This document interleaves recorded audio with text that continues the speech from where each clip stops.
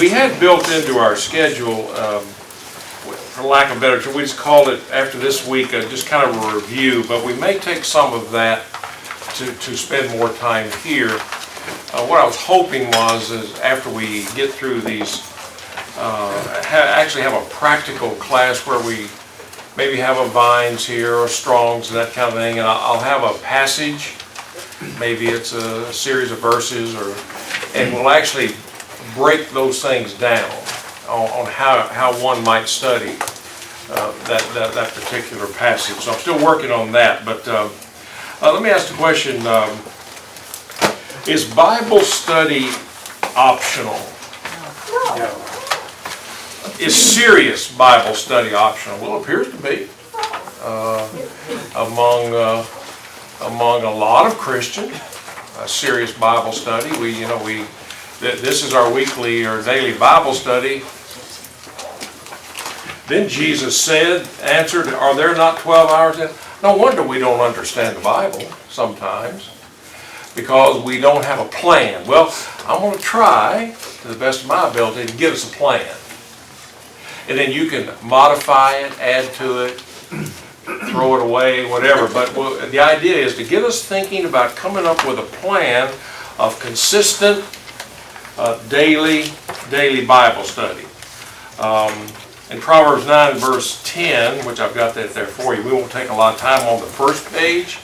I want to start really with on how to study the Bible. That's where I really want to start today. But make sure that this week you look at all of these verses, so you'll have a background when we get to a little bit deeper into what we're talking about. Ryan, do you have? Mitch, would you get a pencil from me while you're over there? No. That's a lot of trouble. You're a lot of trouble. But I'm old.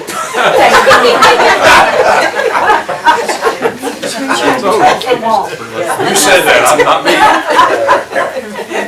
So, the Bible study, make a plan. So, read this background, so you'll be ready then for Wednesday night or next Sunday if you're not here on Wednesday. So, I want to go to this page, the next page. How to study the Bible. Now, so many people really do struggle on how do I go about systematically studying the Bible, and I'm hoping that we'll be able to answer some of those questions. Now, first of all, get a Bible you can write in. Now, these are holy scriptures, but make a lot of notes. Make a lot of notes. Use highlighters and all of that kind of thing. And as you can see, do a lot of writing in there. This is just one thing I like to do is, I know we're an electronic age. I get all of that. The thing with electronics when you're studying with somebody who's not a Christian is, there's a lot of this. Wait just a second. We were at this part.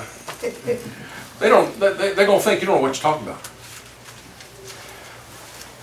Whereas when you go to the Bible where you've got things written, you don't even have to look up.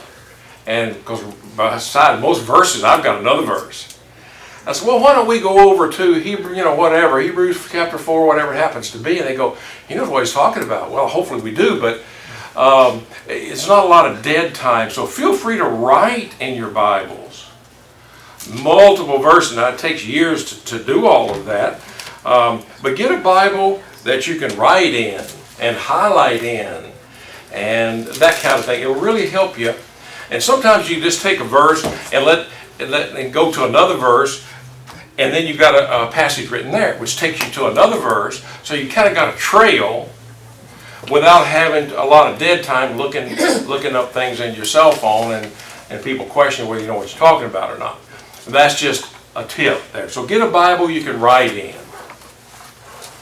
Now you're going to find you're going to have 3 or 4 or 5 Bibles or more with different versions and that kind of thing, but that's okay. It's also good to be able, if you've got a New King James like this one is, Well, if you're studying, I have an English Standard Version, have a New American Standard Version. Well, let's see. I wonder how how that verse reads in the other one, so you can get an idea of different words and different ideas and so on. So get a Bible you can write in. Because there are some people, particularly in the world, that say, "Oh no, that's holy." Now there's dust on it that thick on their table there, so it's pretty holy, all right. It's meant to be used. It's meant to be used. Wear them out. And then get you another one. That kind of thing. All right, so pray about it. You want to be a better Bible student? You all want to be better Bible students? Pray about it. Pray about it. Lord, I want to be a better Bible student. I want to know more about you. And we're going to get into more details later, but I think that's really important. You've got to pray about it. Don?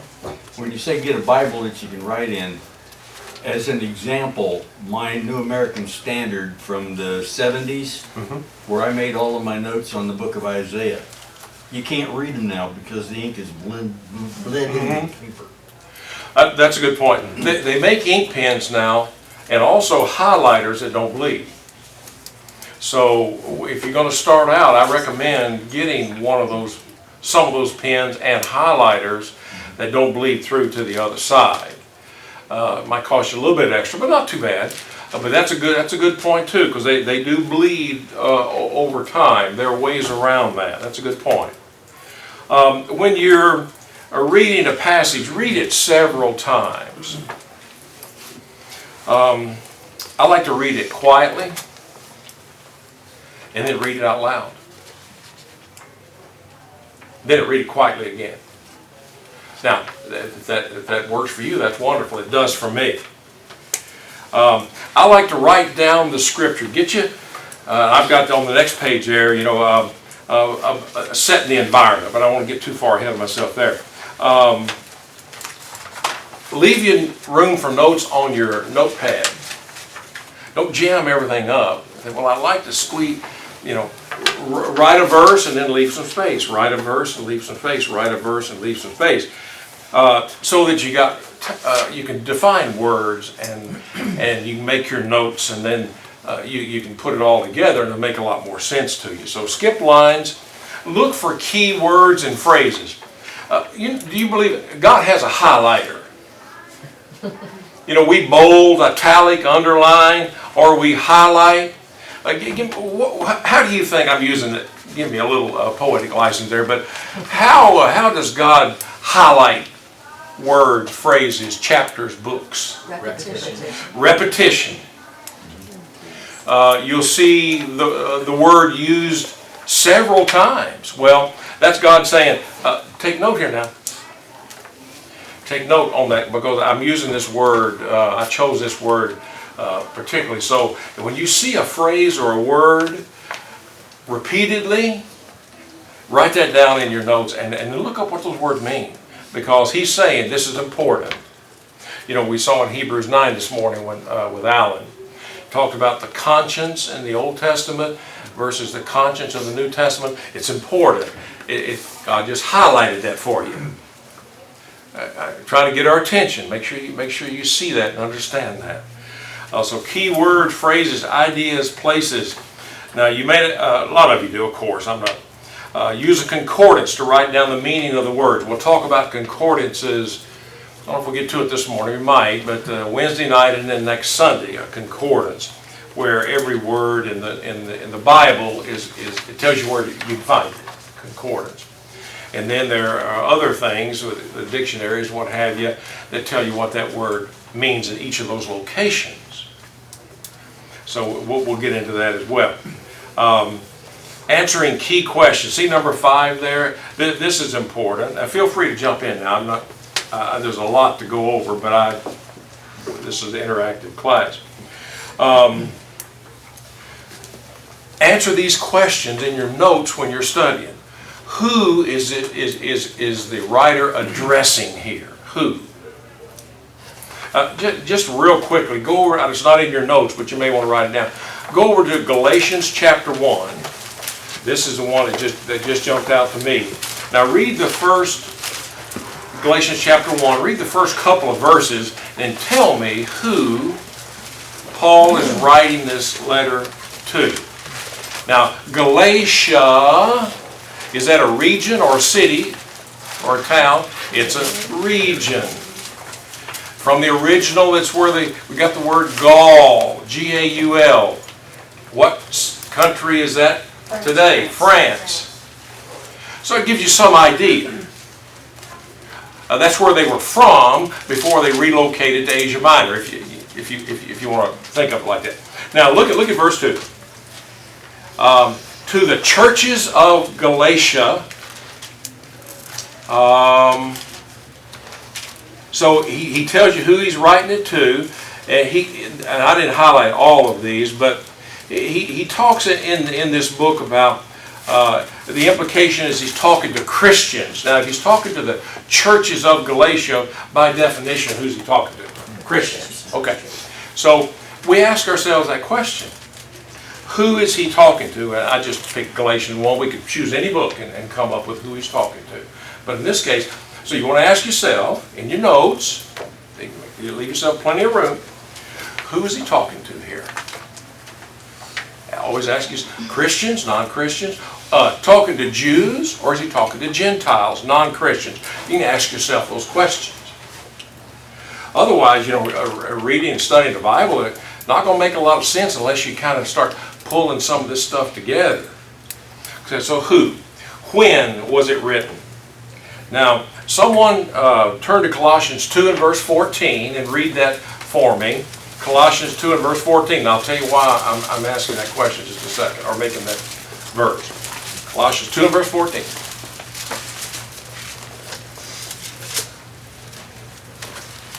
Blotting out the handwriting of ordinances that was against us, which was contrary to us, and took it out of the way, nailing it to his cross. Okay. So we ask ourselves, when? When was this book you're studying written? And the reason being, there were a lot of books written before Jesus was nailed to the cross, the Old Testament. So we can't, Galatians 2 verse 14 says that when Jesus died, he nailed the old law to his cross. Now we're still to study it. There's a lot of benefit to it. But you can't go back on how to become a child of his after Colossians 2 and verse 14 kind of thing, after Jesus died. You hear people say that something. Well, in the Old Testament, they had instrumental music. That's true. That's true. And we can afford instrumental music. It's not like we can't afford it. It's not that. After Jesus died on the cross, all that old law was nailed to it, and we're under the law of grace, under Jesus. So you just can't find instrumental music in the New Testament. So you have to know when it was written. Jew, Gentile, Christian, non-Christian, before or after Christ's ascension, Old Testament or New Testament? When? Where was it written? Look at 1 Corinthians chapter 8. Now I can't spend a lot of time on it, but 1 Corinthians 8. Where was it written?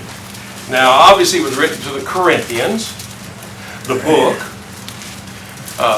the Corinthian church there. Now, what kind of customs were they living under? Did they have the internet? Did they have grocery stores? Did they have all the stuff? It was a different environment. They were still eating meats offered to idols then. So when we get to 1 Corinthians 8, he says, Christians can't eat meat that has been offered to idols. Do we have that problem today? Not really. I suppose it could happen, but not really. But now, so it was written to the Corinthians who had a problem with eating meat sacrificed to idols. Now, while we don't have that issue, this chapter 8 talks about being sensitive to your conscience and that kind of thing, along with Romans 14. Are there applications we can make to ourselves today? In other words, it doesn't violate our conscience, and this, some of these, I'll call them gray areas. I hope you understand what I mean by that. But if it violates a brother or sister's conscience, what does Paul say in 1 Corinthians 8? You better not to, don't do that. You're better off not to do that. So we have to ask ourselves, what were the customs at that time? What were the customs at that time? Why was it written? Look at 1 Thessalonians 4 and verse 13. Hopefully this will give us an example of why. 1 Corinthians 4 and verse 13. I'm sorry, I didn't say that right. 1 Thessalonians 4 and verse 13. The Thessalonians were having a problem or a misunderstanding of family members that had died and are gone. And they're worried about it. So Paul addresses the why here. He says, I don't want you to be ignorant about these things. So we can see that the scriptures can inform us about a topic or an issue or a concern. That those who have died. He said, don't be concerned about those who have died who are in Jesus. And don't sorrow as others who don't have any hope. For if we believe that Jesus died and rose again, he talks about at the end the Lord will come back with a shout. There'll be a loud shout. Another place there'll be trumpets blowing. It's going to get everybody's attention. No one's going to have to worry or wonder, what's that about? What's that noise? You're going to know. We're going to know. So he says, to the Thessalonians, comfort one another with these words. So this was written, at least this verse, this chapter here, about concerns that people have. Now, lessons for you and me. Do we have concerns about a lot of things, don't we? Topics? Well, okay. Let's go find it. Well, you can't find it if you don't know the Bible. You don't know the New Testament, in this case we're talking about. So that's the why. Now, sometimes he told a group that you've been thieves in the past. He said those that stole don't steal anymore. So now, who's he talking to there? He's talking to people that. Now, is that how would that be coming across? As a little bit of a chastisement? Yes. Does the Bible chastise us? You better believe it. Reproof, for correction, for instruction in righteousness. 2 Timothy 3, of course. So we have to understand, why was this written? And then, notice number E. This is real important. How does the passage apply to me as a follower of Jesus? Otherwise, it's just a mental exercise. It's just an academic exercise. And there are people who view the Bible like that, the academics. We have to ask ourselves, after you read this, what does that mean to me? What lesson can I, and you need to write that down on your sheets there where you left yourself a lot of space when you answer these questions. Now, one thing this is this a quick thing? No, how long is it going to take to learn this stuff? Well, A life. I've been working at it a long time. A lifetime. But, when you were talking about the reproof and correction, there's not anything that God tells us either do or don't do that's not for our good. And if we remember that Right. first and foremost, Right. then I think some of these other things might be a little easier. That's right. It's not that God's sitting up on his throne somewhere. I don't want, hey, we're having fun down there. Hey, stop that. It's not like he doesn't want us to enjoy our lives. It's not that he doesn't want us to enjoy our families. It's not that he doesn't want us to, but he's doing it for our good. He's doing it for our good. You see that? That's a good point, Nelma. And how does my life need to change? Sometimes people will try to, I've got this idea in my mind. Now I'm going to try my best to prove it. Well, you got it backwards. We've probably all been guilty of that. I suspect I have to as well. Don't have your mind made up. This makes your mind up, and then we adapt to it. Not try to look for a loophole, that kind of thing. Philippians 2 and verse 14 says, "Do all things without grumbling and complaining." Paul, you got personal there, brother. What does that mean? That's what it says. Well, right, just do it. Do not grumble and complain against one another. Now, you got to have help to misunderstand that. Then why do I do that sometimes? Human. That might help me a little bit, but we kind of, it's like James looking in the mirror. Sometimes we just forget who we are. So it's real clear. Sometimes I'm telling you, members of the Church of Christ can be some of the biggest grumblers and complainers that I know. Paul said, don't do that. Period. It's a real simple verse. It's a hard verse sometimes.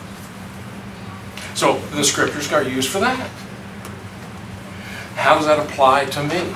So on your sheet or two there, that you're leaving lots of room, at the bottom, put lessons. I like to just use even on my PowerPoints, lessons learned.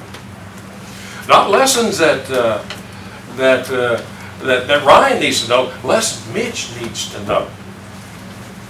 And appreciate and change if necessary. Does that make sense to you? Okay. So answer those key questions. Scott, go ahead, sir. Well, this is just, as I was thinking about this, and there's different people who are coming to this from maybe brand new Christians, don't know anything about the Bible. Yes. Something that is very helpful, because we did it, I can think back in Ohio, there's different versions of this. Sometimes we would do it with just even young ones. There's a method and different things that I think Bob Waldron does one, where there's like 17, kind of the story of the Bible. And it's like, you can almost memorize. It's like, before the flood, scattering of the people, patriarchs. And that kind of helps you get into this who and when. If you kind of have that as a starting point, because otherwise, because the Bible is not written chronologically. Right. You know, you've got these minor prophets, some of them are before the exile, some are after, some are during the days of the kings. If you have something like that as well, I think that's also a good tool. But maybe even before you get into some of these things, kind of understanding that yes. beyond just Old New Testament. No, that's true, and that's on the next page. But thank you. But no, it's a great point, Scott. It's a great point. It is. All right. Now what? Choose a book of the Bible. Choose a book. Start this. Now these are just suggestions. Now this is not scripture. This is just living on the earth a long time. Not as long as Dylan. Living on the earth a long time and just learning. And sometimes you learn it the easy way, and sometimes it slaps you sideways. But you learn. So here's these are just ideas. Choose a book of the Bible. I like to start with choose a shorter book. That don't have to be, but choose a shorter book. James is a good practical book on day-to-day living. Titus, 1 John, 2 John, 3 John.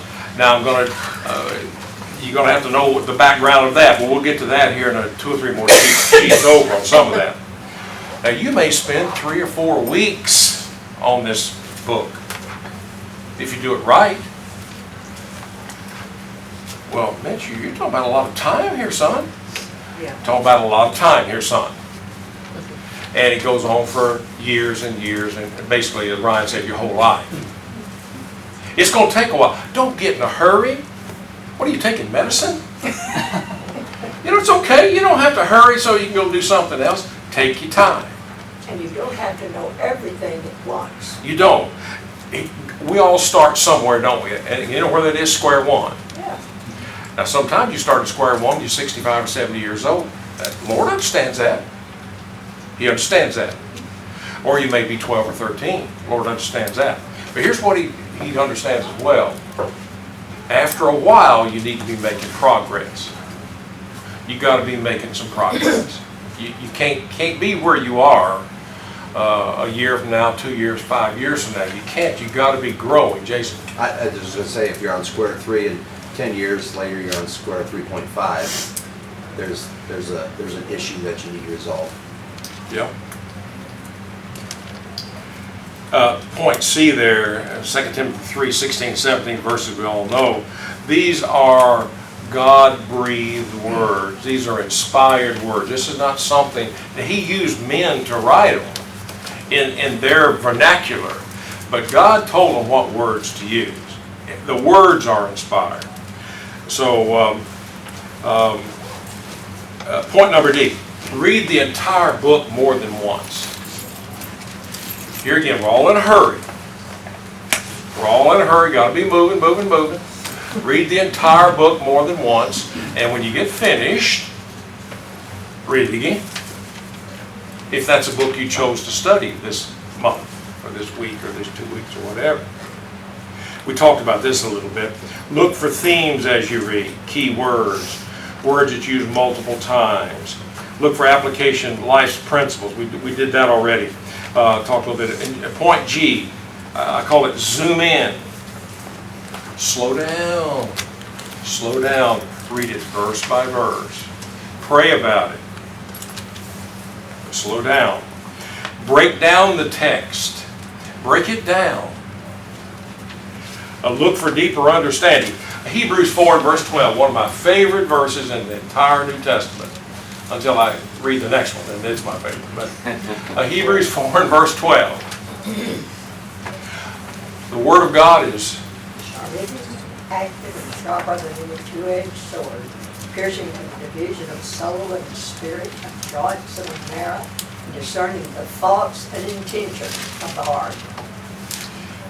This is powerful stuff right here.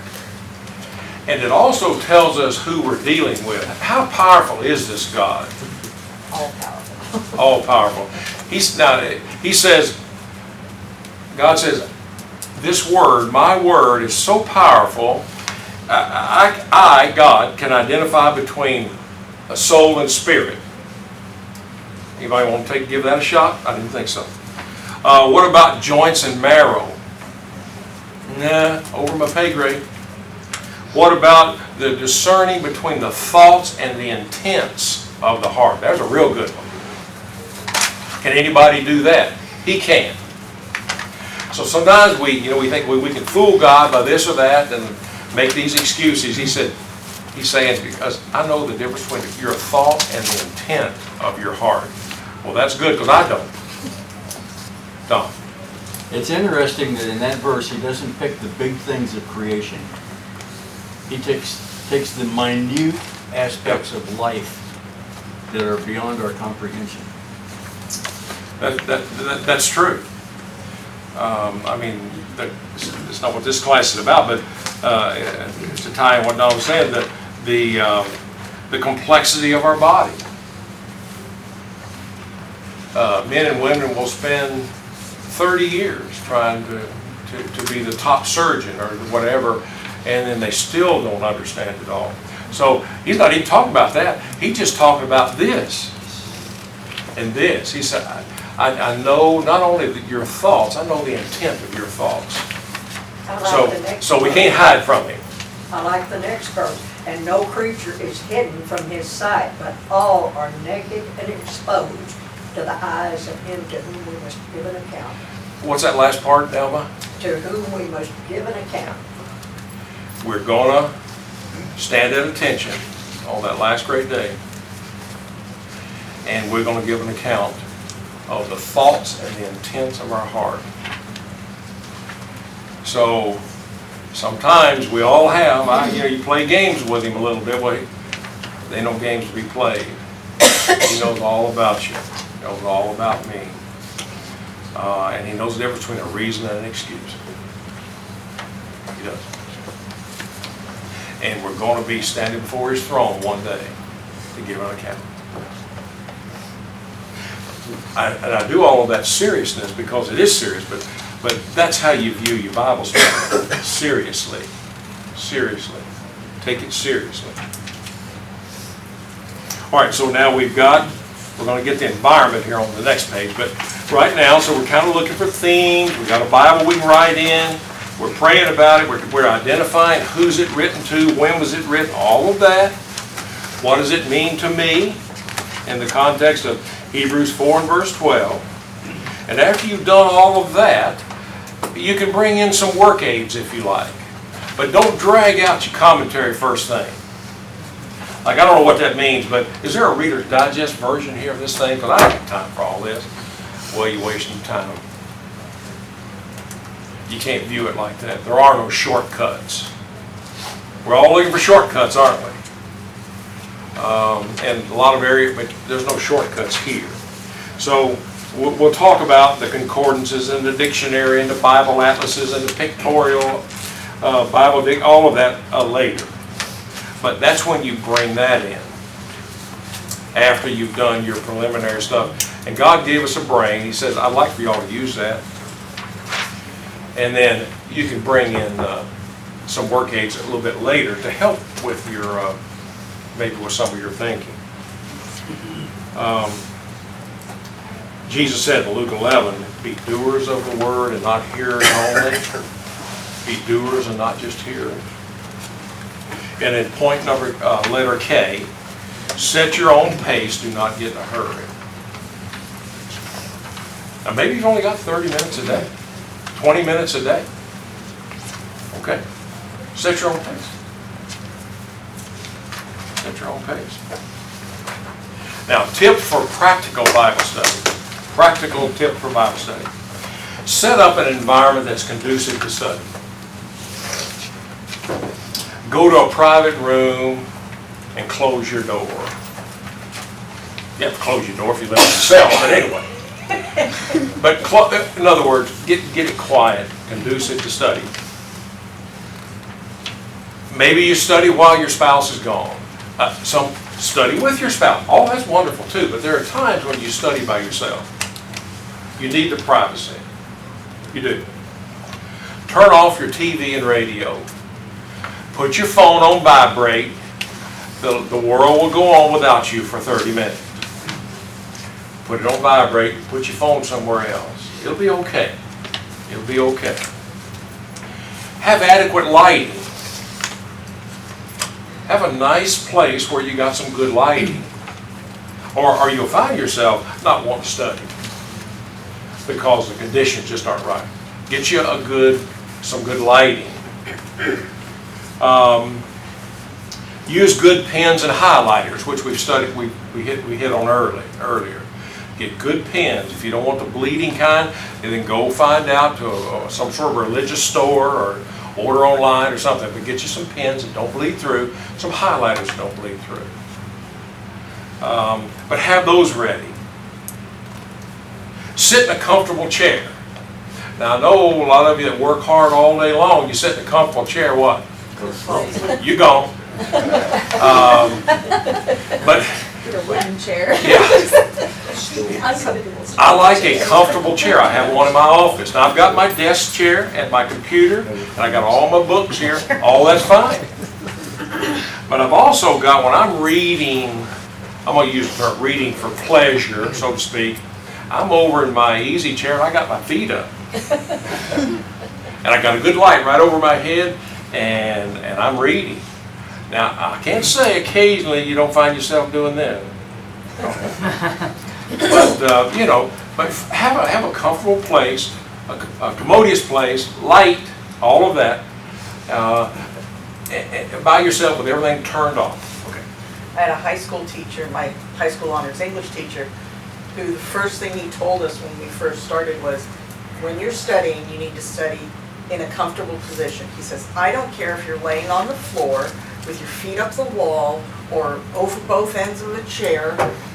He says, you have to be comfortable in order for you to study and to retain it.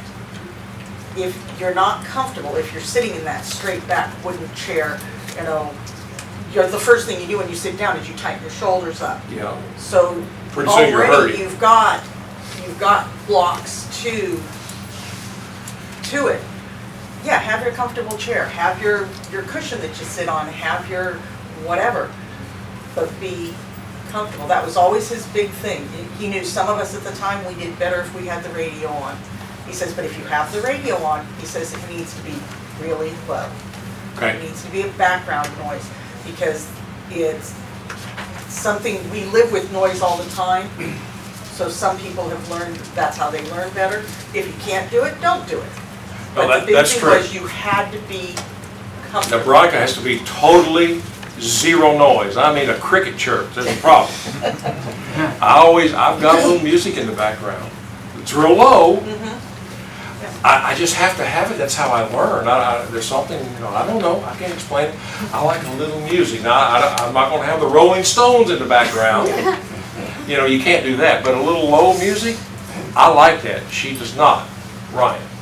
A cool place. Yeah. Do not, there's a reason they keep libraries cold. That's true. That's true. That's true. That's a real good point. Make it comfortable. If you like air on you, put a fan on you. That's gonna blow your papers, but anyway. She doesn't like air on her. Okay, I like a little air blowing on me. But make it cool enough so that you're just not thinking the whole time, well, this is hot. Fall asleep. You just fall asleep. Yeah, you will. So cool it down. I didn't have that in there, but I'm gonna put it in there. That's a good point. Michelle says she needs to chew gum. Chew gum? I do. Okay. Because I'm not good at sitting still, so something has to be moving. I know it's true. That's how I roll.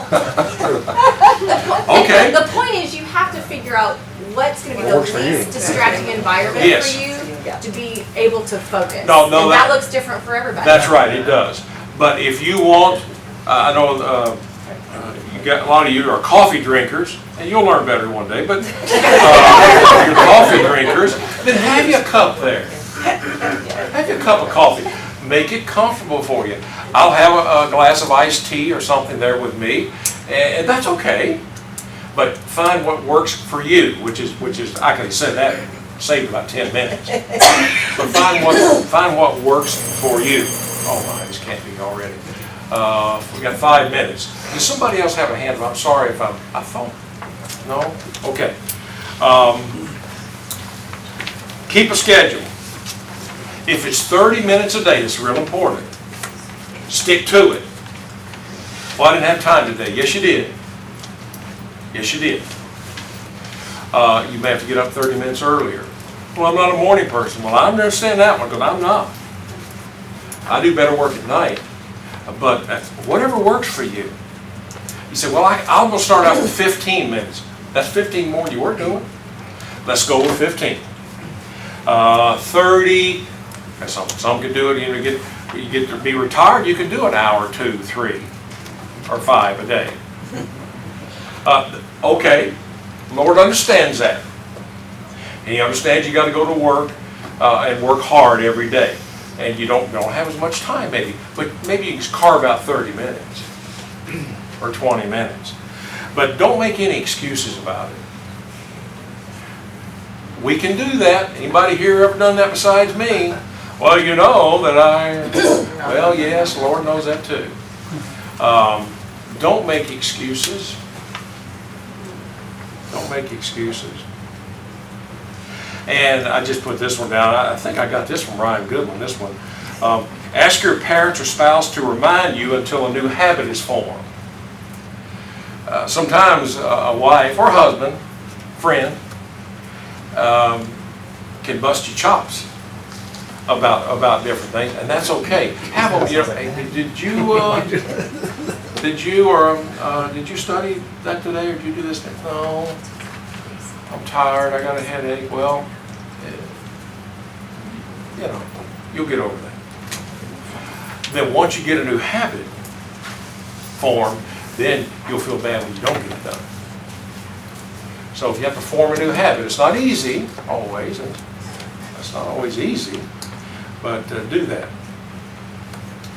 Under point number 3 here, and I did that in bold, and all those highlighted things in bold, but I did that intentionally. Avoid commentaries at first.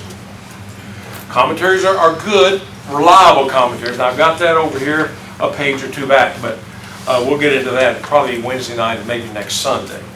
But don't let that be your first stop. Don't let that be your first stop. Read the passage first and think about it. Sometimes we did this for a long time. We put note cards on the mirror. Put a passage or something on a note card on the mirror. You're looking at the mirror a lot, brushing your teeth and combing your hair and all of those things. Put it up there, one passage a week, and you'll have that memorized in 1 week, and it'll be with you forever. Whatever works for you, do that. Discuss these passages with a friend. One of Jason's favorite verses is, iron Sharpens iron. sharpens iron. What does that mean? The people that you're around can make you better. The discussions that you have with them and influences that they are on you and you on them. We don't have any problem discussing sports or whatever with our friends. How much do we discuss the Bible with our friends? Iron sharpens iron. It does. The elders just started. Was it 2 weeks ago? 2 weeks ago tomorrow. We started studying together, having dinner together. We're going to do that once a month, and discussing articles and discussing passages, and so that we can not only grow closer together as an eldership, but also iron sharpening iron. When we have certain topics or whatever. So discuss it with a friend. Now, define the words. In the Old King James, the word conversation. What does conversation mean in our language? Of course, like we're having here. What does conversation mean in the Old King James Version? It's a way of life. Well, how would you know that? Well, you have to have dictionary, just like we do. If you don't know what a dictionary or what a word means, we go to a dictionary. Well, there are Bible dictionaries that give us the meaning of words. And I've got a whole list of those kinds of things. And look at it this week, and if you got questions, we'll talk about it. So, But you got a title on that. a typo. I don't do typos. Read it. Number 4, do not read a book. Do not read a book out of chronological order. Hour of. Oh. Whatever. You did that on purpose, didn't you? I did, to see if. anybody- Thank you. He Ow. also didn't turn to his spouse to. Ow. What? I said you also didn't turn to your spouse and have them proofread. Yeah.